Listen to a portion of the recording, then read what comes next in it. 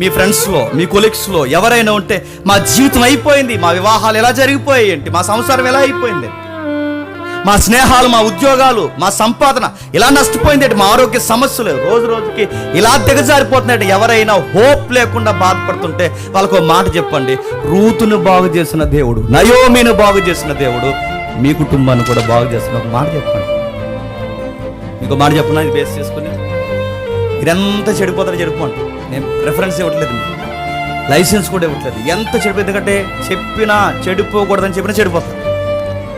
ఇలా ఉండాలని చెప్పినా దానికి విరుద్ధంగా జీవిస్తారు. కానీ ఎంత చెడిపోతారో చెడిపోండి. కానీ ఒకరోజు వస్తుంది జీవితంలో మీరు చేసిన చెడ్డ పనులకి, మీరు చేసిన క్రియాశీలకమైన పనులకి ఒకరోజు చనిపోయే రోజు వస్తుంది. ఆ చచ్చే లోపు నేను చెప్పిన మాట మాత్రం జ్ఞాపకం పెట్టుకోండి. లాస్ట్కి మీరు చేసిన ఈ దరిద్రం అంతా నెత్తిమీదకి వస్తుందిగా.